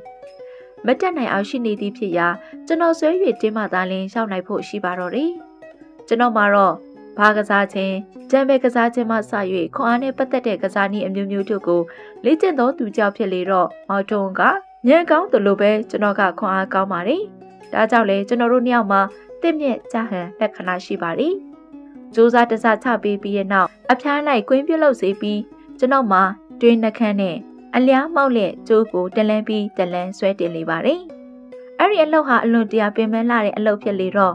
့ကျွန်တော်လူမျိုးခွန်အားရှိသောသူကြောင့်မဟုတ်ခဲ့ရင်ဘယ်နည်းနဲ့မှထမြောက်အောင်ဆောင်ရွက်နိုင်မည်မဟုတ်ပါဘူး။ကျွန်တော်ကိုယ်တိုင်ရဲ့ပဲတဝက်ကြော်ကြော်မှဆွဲတင်မိတဲ့အခါမှာလက်ပန်းချယုံမကလက်ဖွားတို့ကသွေးထွက်မသက်ပုံစားပြုလီယာအလွန်တရာချစ်လောက်စွာသောတငယ်ချင်းဖြစ်သောကြောင့်သာလျှင်စိတ်အားတင်း၍စူးစမ်းနိုင်ခဲ့ခြင်းဖြစ်ပါတယ်။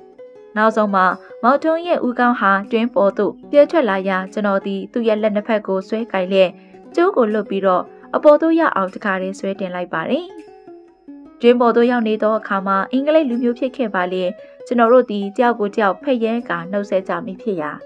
ကျွန်တော်တို့မြန်မာလူမျိုးများမှာဝမ်းသာသောအထိမ်းအမှတ်ကိုထင်ရှားဖော်ပြယူထုံးစံမရှိသည်ဖြစ်၍တယောက်ရဲ့မျက်နှာကိုတယောက်စေးစေးကြည့်ုံမျှကြည့်ပြီးတော့စကားပြောရန်မတတ်နိုင်တဲ့ဖြင့်မြေပေါ်၌ခြိုင်နေလက်ရှိပါတယ်။10မိနစ်လောက်နားပြီးတဲ့အခါမှာမောင်ထွန်းဦးကဘယ်နဲ့လဲအမောပြေပြီလားခီးသွားနိုင်ပါမလားလို့မေးရာမင်းသွားလေငါလိုက်နိုင်တာပေါ့လို့ပြန်ပြောပြီးထိုင်ရန်ကနေချလေပါတယ်။ဂျိုခါမဆာ၍ကျွန်တော်မှစဉ်းစားချက်အလုပ်ကိုမောင်ထွန်းဦးကိုလက်အပ်ပြီးတော့အခါတိုင်းထုံးစံအတိုင်းနောက်လိုက်တက်အဖြစ်သားလင်းအသက်သားခဲ၍လိုက်လာခဲ့ပါတယ်။နေစဲမောင်ထွန်းရဲ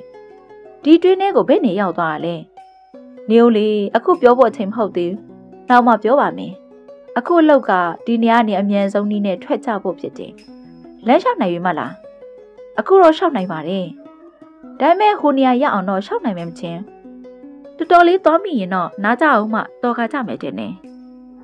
လျှောက်နိုင်တဲ့လောက်လျှောက်သေးတာပေါ့။တော်တော်ပင်မတော့နားနေသေးတာပေါ့။ကြိုက်လားသွားကြမယ်။ကျွန်တော်တို့ဟာကျောင်းဆောင်ပေါ်မှကန်းချီတို့ရအောင်ဘေးအန္တရာယ်မရှိဘဲဆင်းသွားနိုင်ကြ၍ကန်းချီတစ်ချောက်သွားကြရာတနိုင်လောက်ရှောက်မိတဲ့အခါမှာတော့ကျွန်တော်ရဲ့ဒူးတွေဟာဆက်တုံလာတဲ့ဖြစ်ဆက်လက်ရမလျှောက်နိုင်မဲရှိနေပါတယ်။ထိုချင်းနာကုန်းမှာထွန်းတွေ့မြင်တဲ့အခါမှာကဲချီညောင်းလို့ရှိရင်နားပါဦးတော့မင်းဖက်နှက်ကိုချွတ်ပြီးခြေထောက်ကိုရေစိတ်ကောင်းလိမ့်မယ်လို့ပြောတဲ့ဖြင့်ကျွန်တော်ဟာခိုက်စီတဲ့အတိုင်းလုပ်ပါတယ်။ကျွန်တော်ရဲ့ခြေဟာရေနဲ့တွေ့တာနဲ့တပြိုင်နက်အပန်းပြေရော့သွားတဲ့ဖြင့်မေးလိုတဲ့မိခိုးများကိုမေးမိဖြူသည်မှာစကားတခုံးမှမပြောနိုင်မဲမျက်စိများမိတ်၍သွားပြီးတော့အိပ်ပျော်ခြင်းတို့ရောက်သွားပါတယ်။10 နာရီခန့်မလှုပ်ရှားပဲအိပ်ပျော်နေပြီးနောက် အဲ့ရကနိုးလာ၍ကျွန်တော်တို့သည်စကားပြောကြလီရာမော်ထွန်းဦးက၎င်းသည်ကြော်ညာကိုတွေ့သည်ဖြင့် Professor Bismarck နဲ့တွေ့ပြီးတော့တစ်သားပါအတင်းတို့ခုံဝင်ပြီးတော့ဒီပြည်ကိုရောက်လာခြင်းဖြစ်ကြောင်းနဲ့ပြောပြလေပါတယ်ငါတို့ကတော့ဒီကပြန်သွားရင်ကဘာပေါ်မှာနာမည်ကျော်ပုဂ္ဂိုလ်ကြီးတွေဖြစ်အောင်မှာပေါ့ကွာဒီလောက်ထူးဆန်းတဲ့အဖြစ်အပျက်ကိုတွေ့ဘူးကြုံဘူးတဲ့လူဘယ်မှရှိမှလဲတိုးတော်ဘာဖြစ်လဲတိုးတော်ဟိုလူကြီးတွေကနောက်ဆက်မှစိုးရရတယ်ကွာဘယ်လူကြီးတွေလဲမင်းလာတော့လမ်းမှာဘာမှမတွေ့ခဲ့ဘူးလားလူတော့မတွေ့ခဲ့ပါဘူးမျက်နှာကြီးတစ်ခုတော့တွေ့ခဲ့တယ်အဲ့ဒါပြောတာပေါ့ကွာငါလည်းပဲကဲကြေတလျှောက်လမ်းလျှောက်ပြီးလာခဲ့တာမော်တော့စောင်းတထဲခင်းပြောမှအိတ်လိုက်တာအဲ့ရကနိုးတော့လူရောစောင်းရောခုနေရာတွင်နေရောက်နေတာတွေ့ရတာပဲမောင်ရင်ရဲ့မင်းဘယ်နည်းနဲ့ရောက်သွားတာလဲမပြောတတ်ဘူးငါပြောတဲ့အတိုင်းပဲလေအဲ့ပြောနေတော့မှတယောက်ယောက်ကလူရောစောင်းမတဲယူပြီးတော့မှတွင်းထဲကိုချထမ်းဟန်တူပါတယ်ဘယ်နဲ့လဲကွယ်လူတယောက်လုံးကိုတဲပြောမှပေ40လောက်နဲ့တဲ့အဲ့ဒီတွင်းထဲကိုသွားမနှိုးအောင်ပြစ်ချနိုင်နေဆိုလို့ဟုတ်ပါမလားကွာဘယ်လိုလူမျိုးမှမသိတာမင်းလိုငါလိုလူမျိုးတော့ဘယ်တက်နိုင်မှာလဲမင်းကိုချထားပြီးသူရောဘယ်နည်းနဲ့တက်သွားတယ်လဲသူတို့ဖို့တော့ခြေတလန်းလဲယုံနဲ့ကွင်းပေါ်ရောက်နိုင်မလားမဆိုနိုင်ဒီဟာတွေကလူပဲလားမကောင်းဆိုးဝါလားတရဲတပက်လားမင်းဘယ်နဲ့ထင်တယ်လဲမကောင်းဆိုးဝါလည်းမဟုတ်ဘူးတရဲတပက်လည်းမဟုတ်မှမထင်ပါဘူးလူပုံသားမဟုတ်ဒီပြင်ဘုံသားများဖြစ်တယ်လို့ငါထင်တယ်လူပုံသားမဟုတ်ရင်အပေလေးဘုံလေးကဘယ်ဘုံဖြစ်မှာလဲပြိတ္တာတော်၎င်းအတုရကေတော်၎င်းဖြစ်မယ်ထင်တာပဲအတုရကေများကလည်းလူပြည်နဲ့တစ်ဆက်တည်းနေတယ်လို့ပြောကြတယ်တစ်ဆက်တည်းနေလို့သာငါတို့တခေါခုံလိုက်ရုံနဲ့ဒီရောက်ကြတာပေါ့ကွာမျက်နှာကြီးတစ်ခုကိုမင်းတွေ့ရသလားကိုင်းနေရောက်တော့မြင်ရတယ်ငါအိမ်ယာကနိုးလို့လူလဲပြီးကြည့်လိုက်တော့လာမောင်ဝင်းကြီးသားကတွင်းနှခမ်းမှာအလျားမောက်ပြောမှငါ့ကိုငုတ်ကြည့်နေတာကြီးလိုက်တဲ့မျက်လုံးကြီးတွေကွာမျက်နှာကြီးကလည်းကြီးတယ်ဒါပေမဲ့မျက်နှာနဲ့အစားမတန်အောင်ကြီးတဲ့မျက်လုံးကြီးတွေပဲငါတို့ကိုသူတို့အခုစောက်ပြောမှကြည့်နေချင်းကြည့်နေမှာပေါ့ဒါပေါ့ဘယ်သူပြောနိုင်မှာလဲမင်းနဲ့ငါနဲ့အနားမှာသူတို့ရှိနေလဲရှိနေမှာပေါ့ဒါဖြင့်ဘာကြောင့်ငါတို့ကအခုမမြင်တာလဲသူတို့ကပြမှငါတို့ကမြင်ရမှာပေါ့ကွာတောက်စရာကောင်းလာပါလားကွယ်မြင်ပြန်ကြပါစို့ပြန်မှပဲဖြစ်မင်းဘာကြောင့်လဲဆိုတော့ရိတ်ခါလည်းများများမပေါနောက်တစ်ခါလာရင်လည်းရိတ်ခါများများယူခဲ့မယ်အောင်မယ်နောက်တစ်ခါလာအောင်မယ်လို့စိတ်ကူးသေးရလားကူးပြီလားကွယ်ထိုအခါမှကျွန်တော်မှမိများမှပြန်ပြောမှမပြောတော့လဲနောက်တစ်ခါအတွက်ကိုတော့ကျွန်တော်ကိုယ်တိုင်ကပဲမလာရုံမကတက်နိုင်ခဲ့ရင်မော်ထွန်းဦးအားလည်းမသွားစေဖို့စိတ်ထဲမှာဆုံးဖြတ်ချလိုက်ပါတယ်၎င်းနောက်ကျွန်တော်ကဒီပုံသားတွေဟာငါတို့အပေါ်မှာဘယ်လိုများစိတ်သဘောချတယ်လို့ထင်တယ်လဲငါတို့ငငယ်တုန်းကပစင်းကလေးတွေလက်ပြကလေးတွေကိုဘယ်လိုသဘောထားတယ်လဲထူးဆန်းရင်ထူးဆန်းတဲ့အလျောက်ကြည့်ဖို့ပေါ့ကွယ်အေးသူတို့ကလည်းငါတို့ကိုဒီလိုပဲသဘောထားဟန်ကြည့်ပါတယ်ဒါကြောင့်ငါတို့တွင်းထဲမှာလောက်ထားဟန်နဲ့ကြည့်ပါတယ်အလိုရှိတဲ့အခါမှာထုတ်ယူပြီးကြည့်ချင်းကြည့်မယ်တက်ချင်းတက်မယ်ဦးထုတ်ပြောမှစားချင်းစားမယ်ဘယ်သူကသိနိုင်မှာလဲတော်ပြီကွာသွားကြစို့ကျွန်တော်တို့ဟာလူပုံမှထွက်လာတော့နေရာတို့ရအောင်ဆက်လက်ပြီးသွားကြလီယာခြေလဲအတိုင်းလန်တိုင်းသစုံတယောက်တော့သူသည်ကျွန်တော်ရဲ့နောက်ကပခုံးကိုကိုက်ဆွဲလက်ရှိပါတယ်ခရင်ရောက်ရှိသောအလင်းဝိုက်ကိုမြင်ရတဲ့အခါမှာနေရာနီးသို့ရောက်သောအခါမှာကျွန်တော်သည်မော်ထိုဦးအားထိုအကြောင်းကိုပြောပြလေတော့သိရမှကြီးလာပြီးကြီးရမှတစ်ဖန်ငဲသွားသည့်အကြောင်းကိုမပြောမိပါဘူးအကြောင်းကတော့ပြောမိခဲ့ရင်မော်ထိုဦးမှာကျွန်တော်ထက်ညံရှိသူကြောက်ဖြစ်တဲ့အတွက်ကျွန်တော်ကိုကြုံရလက်သက်သောဒုက္ခမျိုးမှလွတ်ကင်းအောင်ဧကဲမှုတ်ချကြံစီနိုင်မဲ့ပုံကိုယ်ကျူးဖြစ်ပါတယ်လူပုံမှရည်၍ထွက်လာခဲ့ကြသောကြောက်စောတို့ဆိုက်ရောက်ကြတဲ့အခါမှာစာနာရိတ်ခါနဲ့တကွကျွန်တော်ပြစ်သွင်းလိုက်သောဘောလုံးများသည်ရခင်ကအတိုင်းပဲခြေရလက်ရမပြတ်ရှိနေသည်ကိုတွေ့ရလေပါတယ်အော်ထုံးမှာတော့အနေငယ်စိတ်အားငယ်တဲ့ပုံစံလက္ခဏာမရှိဘဲဘောလုံးများကိုပင်ကောက်ယူ၍ကလေးတပွဲမြောက်ပိတ်ကစားလဲရှိသည်ကိုတွေ့ရသဖြင့်ကျွန်တော်မှအတော်အတန်ထိတ်လန့်ခြင်းပြုခဲ့ရပါတယ်၎င်းနောက်ကျွန်တော်တို့ဟာကြောက်စောပေါင်းတွေခြိုင်ကအမောအပဲဖြစ်လက်လူပုံတို့ပြန်ရန်လမ်းကြောက်ကိုတိုင်ပင်ဆွေးနွေးလဲရှိကြစဉ်မော်ထူဟာကျွန်တော်ရဲ့ပခုံးကိုရုပ်တရက်ထိုက်ဆွဲလျက်ကြည်စံဟိဟိုမှာကြည်စံလို့ထိတ်လန့်တကြားပြော၍လက်ညှိုးညွှန်လေပါသည် ကျွန်တော်ကလည်းလက်ညှိုးညွှန်ပြရာအရက်သို့မောကြည့်ရာနှစ်ဖာလုံးခက်ဝီသောအရက်၌မျက်နှာကြီးနှစ်ခုကိုတွေ့မြင်ရပါတယ်။အဲဒီမျက်နှာကြီးတွေဟာကျွန်တော်တို့ကြည့်နေတဲ့အတွင်းမှာပဲအဖြစ်အမျိုးမျိုးပြောင်းလဲရှိရာပါးစပ်တို့မှလည်းနှက်ခမ်းလို့မပါပါဘူး။အဲဒီလိုကြည့်နေတဲ့အချိန်မှာမျက်နှာကြီးဟာတဖြည်းဖြည်းမိမ့်မိတ်ကာကွယ်ပြောက်၍မျက်နှာကြီးရဲ့အောက်၌စီကြီးများတစ်ဖွဲလုံတုံတုံရှိသောကိုကြီးမှာပေါ်ပေါက်လာပြန်လျာ၎င်းတို့ကလည်းနောက်ဆုံး၌မိမ့်မိတ်ပြီးကွဲပြောက်သွားလေပါတော့တယ်။ကျွန်တော်တို့ဟာအဝေးအရက်၌ပေါ်လာသောမျက်နှာကြီးများကွဲပြောက်သွားပြီးနောက်တယောက်ရဲ့မျက်နှာကိုတယောက်ကြည့်လေကြောင်မြောက်လေးပါးကိုလည်းကြည့်ကြပြန်ရာကျွန်တော်တို့ရဲ့အနီး၌ရှိသောကြောက်ဆောင်အတွင်းမှမျက်လုံးကြီးနှလုံးပေါ်ထွက်လာပြီးနောက်6ထောက်ပုံသဏ္ဍာန်ရှိသောမျက်နှာကြီးတစ်ခုသည်ကြောက်ဆောင်များအတွင်းမှထင်ရှားစွာပေါ်ထွက်လာသည်ကိုတွေ့မြင်ကြရလိမ့်ပြင်ပါတယ်။၎င်းမျက်နှာကြီးမှာကြောက်ဆောင်နဲ့တတိတခြားမဟုတ်ကြောက်ဆောင်အတွင်းတွင်တသားတည်းရှိနေတဲ့လိုမျိုးဖြစ်ရလေတော့နီးကပ်တည်တဲ့ကြောင်အလွန်အမင်းချိန်လက်ခြင်းဖြစ်လက်တယောက်ရဲ့လက်ကိုတယောက်ကိုက်ကစိုက်ငေး၍ကြည့်နေကြလေပါတယ်။ကျွန်တော်မှပါဇက်ကိုဖြဲလျက်ရှိသောကြားကြီးတစ်ကောင်ရဲ့ခတွင်သို့ဝင်ပြေးပြီးအဲ့ဒီမျက်နှာကြီးကိုမမြင်ရဘဲရှိလိမ့်မည်ဟုဧကမှုတ်ချယုံကြည်စိတ်ချခဲ့ပါလျင်မိခင်ရဲ့ရင်ခွင်သို့ပြေးဝင်သောကလေးတယောက်လိုမျိုးကြားပါဇက်အတွင်းသို့ဝမ်းမြောက်စွာပြေးဝင်တော့မှာဖြစ်ပါတယ်။ကျွန်တော်ကအဲ့ဒီမျက်နှာကြီးကိုအင်းမြလောက်ကြောက်လာပါတယ်။အဲ့ဒီနောက်အဲ့ဒီမျက်နှာကြီးဟာရှေ့နီးအတူကွဲပြောက်ပြီးသွားပြန်လေတော့ကျွန်တော်မှထိုင်ရန်ကနေရုတ်တရက်ချ၍မောင်ထွန်းဦးရဲ့လက်ကိုဆွဲပြီးတော့ပြေးမိပြေးရပြေးသွားလေပါတယ်။သို့ပါတော့လဲတစ်ဖက်မှာတော့ပင်လယ်ပြင်မြသားလင်းရှိနေသည်ဖြစ်တဲ့အတွက်ကြောင့်ဆက်လက်ပြေးရမတက်နိုင်မဲမြေပေါ်မှာဒူးထောက်ပြီးတော့မျက်နှာကိုလက်ဝါးဖြင့်အောက်ထားလိုက်ပါတယ်။ထိုအခါမှာမောင်ထွန်းဟာကျွန်တော်အားဆွဲထူလျက်မကြောက်ပါနဲ့တငယ်ချင်းရင်ငါတယောက်လုံးရှိသေးတယ်။အဲ့လိုချောမော့ကအားပေးနေသည်မှကျွန်တော်သည်စိတ်ပန်းလူပန်းဖြစ်ပြီးတော့မော်တွန်းရဲ့ပေါင်ကိုကောက်အုပ်လက်မြေပေါ်မှာအိပ်ပျော်သွားလိပါတော့တယ်။ကျွန်တော်တို့နှစ်ယောက်စလုံးဟာအိပ်ပျော်ရာကနေတပြိုင်နက်လက်နိုးလာကြပြီးတယောက်ရဲ့လက်ကိုတယောက်ကိုင်းလျက်တယောက်ရဲ့မျက်နှာကိုတယောက်ငေးကြည့်၍နေကြလေပါတယ်။ကျွန်တော်ကဒီရပါလေငါကလည်းမပြောတတ်ဘူးကွာ။ကျွန်တော်တို့ဟာနားဆွင့်လက်ရှိနေကြတဲ့ချိန်ကျဝဝုံတဝီဝီတစီစီနဲ့မြင်လက်ရှိသောအတန်းများကိုကြားရတဲ့အပြင်အလွန်တရာဝေးလံသောအရက်မှလူအမြောက်အများခြေလမ်းဖြစ်လာကြတဲ့အတန်ကိုလည်းကြားရပါတယ်။ဒီတစ်ခါလူတွေစုပြီးတော့မှအများကြီးလာကုန်ကြပြီချင်နဲ့မြင်ပြေးကြမယ်။ဟုတ်တယ်သူတို့မရောက်ခင်လူပုံရအောင်ပြေးကြမှတော့မှာ။ကဲဒါဖြင့်ငါတို့အရင်ဆုံး Professor Bismuth အခန်းကခုံထွက်စင်ဟာကြားရောက်ခဲ့တဲ့နေရာကိုရှာကြစို့။ဟောဒီနေရာနဲ့တူတယ်။ကြောက်စွန်းတစ်ခုအကြပဲငါမှတ်မိတယ်။ဟုတ်တယ်ငါလည်းမှတ်မိတယ်။နေပါဦးကွာဒီနေရာဟုတ်မဟုတ်ကိုငါစုံစမ်းကြည့်အောင်မယ်မင်းကဘယ်လိုစုံစမ်းမှာလဲဘောလုံးတွေကိုပြစ်ကြည့်မှာပေါ့ဘောလုံးပြောက်သွားရင်ဒီနေရာဟုတ်လို့ပေါ့ဟုတ်တယ်ပြစ်ကြည့်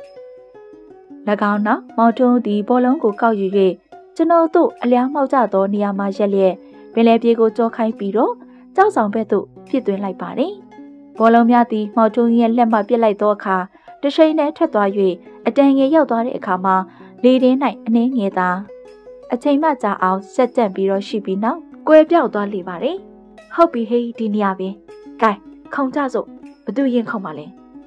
ဲမြောက်ပန်းတောက်ွယ်ထိုအခါမှာမောင်ထွန်းသည်အင်ကြီးအိမ်မှပတ်စံတပြားကိုချုပ်ယူပြီးလက်မပေါ်တွေတင်လျက်ကျွန်တော်အားခေါင်းလားပန်းလားလို့မေးပါတယ်အဲ့ဒီအတော်တွင်ရခင်ကကြားရသောခြေသွင်းကြီးဟာနီးတစ်ထက်နီးတဲ့လက္ခဏာနဲ့ကျဲတစ်ထက်ကျဲလာခြင်းဖြစ်ပါတယ်ခေါင်းကွယ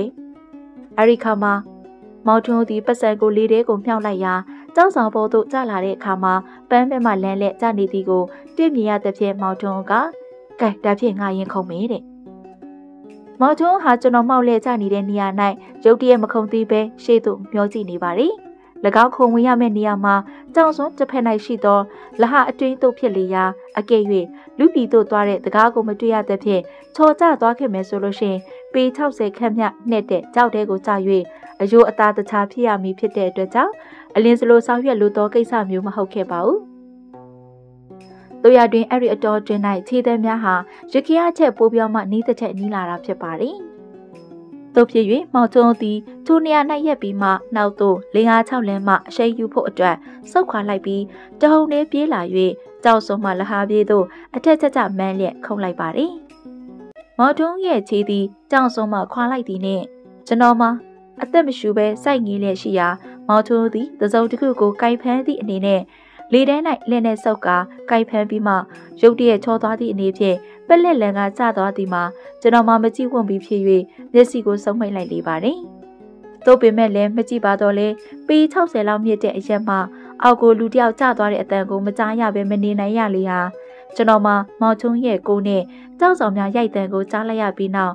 ထိုတရက်လုံးစိတ်ငြိမ်လျက်ရှိနေပါတယ်။အတဲငယ်ကြားတဲ့အခါမှကျွန်တော်ဟာစိတ်အားတင်း၍ကြောက်ဆောင်ကြောက်ဆုံးသို့သွားပြီးတော့အောက်ကိုငှုတ်ကြည့်လိုက်ရာကွေးကွေးကလေးစုပုံလျက်ရှိနေတဲ့မောင်ချုံဦးရဲ့ရုပ်အလောင်းကိုတွေ့မြင်ရတဲ့ဖြင့်မိမြလောက်စိတ်ထဲမှာယူကျုံမရဖြစ်ရသည်မှာချုပ်ဖော်ရေးသားခြင်းကမတက်နိုင်ခဲ့ပါဘူး။ဒေါ်နဲ့ကြီးလောက်မကတပြည်တနိုင်ငံသို့ရောက်နေခြင်းလည်းမကတခြားသောဘုံတို့ရောက်၍တယောက်တည်းကျင်းရိတ်ခဲ့ခြင်းဖြစ်သောကြောင့်များစွာပိုပြောမှကြောက်မက်ဖွယ်ကောင်းလာလေပါသည်။သို့ဖြစ်၍ကျွန်တော်ဟာကြောင်ဆုံးတွေထိုင်လျက်လက်ပေါ်တွင်မေးခြင်းပြီးတော့စိတ်အပြည့်ကြီးပြက်ကရခင်ရချီးသည်များတာ၍နှီးကပ်၍လာပြန်သည်ဖြစ်တဲ့အတွက်ကြောင့်ဦးကောင်းကိုမှောကြည့်မိတော့ကျွန်တော်ရဲ့ရှစ်တက်မှာခရဲရောင်အလင်းဝိုင်းကလေးတစ်ခုကိုမြင်ရပြန်ပါတယ်။ထိုအခါမှာတော့ကျွန်တော်ဟာရခင်ရနမိုက်ခန့်တွင်မြင်ခဲ့ရတဲ့အလင်းဝိုင်းကိုတတိယ၍စိတ်ကူးတစ်မျိုးပေါ်ပေါက်လာခဲ့လေပါတယ်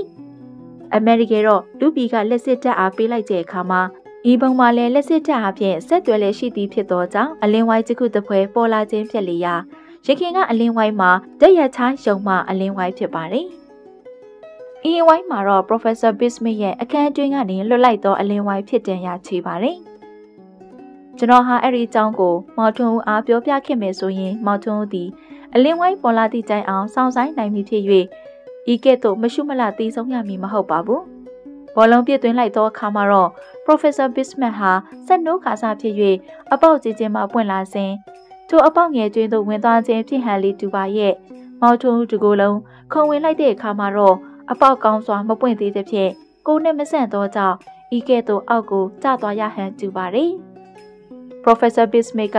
ကျွန်တော်အားဆက်ကိုအစင်နူး၍ချပါမည်ဟုဂတိချလိုက်ပါလျက်နဲ့အစင်နူး၍မထားခြင်းကြောင့်ကျွန်တော်ရဲ့တငယ်ချင်းမှာအသက်ဆုံးရှုံးရခြင်းဖြစ်လေတော့ကျွန်တော်မှာမောင်ကျွန်းကို Professor ကြီးတက်တီဟူ၍ပင်ရန်ညိုးထားလျက်၎င်းအပေါ်မှာများစွာမကြေမချမ်းဖြစ်ခဲ့လေပါတယ်။ထိုခဏအလင်းသည်ကျဲတထက်ကျဲလာ၍6ပေခန့်ကနေကျဲဝန်းသည်ဖြစ်ရာရခင်အခြေသည်များသည်လည်းဤတုံးနှင့်များစွာခရီးမဝေးနိုင်တော့ပါဘူး။သို့ဖြစ်၍ကျွန်တော်ဟာစိတ်ပြက်လက်ပြက်ရှိနေရကနေရုတ်တရက်ချ၍ရခင်မောင်ထွန်းဦးရဲ့နေသည့်နေရာသို့သွားပြီးတော့၎င်းနဲ့တူ4-5-6လမ်းလောက်အရှိန်ယူပြီးနောက်အထက်ကိုခက်ကြကြမျောလင့်လျက်ကြောက်ဖဲသို့တအားခုံလိုက်ရာပခုံးစွန်းတစ်ဖက်နဲ့ထောက်လျက်ကြလေပါတယ်။အဲ့ဒီတခဏမှာကျွန်တော်ဟာ Professor Bismuth ရဲ့အတန်ကိုကြားရသဖြင့်လဲရကနေလူ၍ထလေရာ Professor Bismuth ကဘာမြင်ခဲ့ရတယ်လဲပြောပြစမ်းပါဘာမြင်ခဲ့ရတယ်လဲလို့စိတ်အားကြီးစွာသောအတန်ဖြင့်မေးလျက်ရှိပါတယ်။ထိုအတန်ကိုကြားရသည့်နေ့တစ်ပြိုင်နက်ကျွန်တော်မှာတငယ်ချင်းမောင်ထွန်းတည်ဆုံးရခြင်းသည်ထိုသူကြောင့်ဖြစ်ချေသည်ဟူသောအကြောင်းကိုတတိယလာသဖြင့်စိတ်ကိုချုပ်တီးခြင်းကမတက်နိုင်ပဲ Professor ကြီးကိုခါတစ်ဖက်လေပင်တစ်ဖက်ကိုက်၍မြောက်လေပါတယ်။ Professor သည်ချိတ်လက်ကျုံလို့သောမူရာနှင့်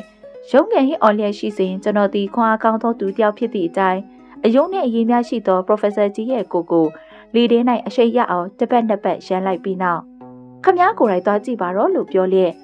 ရခင်အသက်သားပေါင်အတွင်းသို့အားကုန်ပြစ်သွင်းလိုက်ရာ Professor လည်းလူပီမှကွယ်ပြောက်သွားလေပါတယ်။ဆရာဝန်ကြီးတွေဟာကျွန်တော်ရဲ့သွေးကိုစမ်းသပ်ကြည့်ရှုကြပြီးတော့အယူထောင်ကိုပို့ကြပါတယ်။သို့ပေမဲ့လည်း၎င်းတို့ဟာကျွန်တော်ရဲ့နိုင်အကြောင်းကို၎င်းနှလုံးသည်လက်ဝဲဘက်မှလက်ရဘက်သို့ပြောင်းသွားသည့်အကြောင်းကို၎င်းညာတန်သူအဖြစ်မနေဘဲတန်သူအဖြစ်သို့ပြောင်းလဲသွားသည်ကို၎င်းကျင်းနဲ့အောင်မပြောနိုင်ကြသည်ဖြစ်တဲ့အတွက်ကြောင့်ကျွန်တော်မှာမိသူကပင်ယူတုသည်ဆိုစီကမူယူတုခြင်းမဟုတ်အကယ်စစ်စစ်သောတွေ့မြင်ခဲ့ရသောအဖြစ်အပျက်များဖြစ်ကြောင်းကိုရခင်ရဲ့တစ်ပတ်မှာဖော်ပြခဲ့ပြီးသောသက်သေခံပစ္စည်းများဖြင့်ထောက်ခံပြောနိုင်ပါတယ်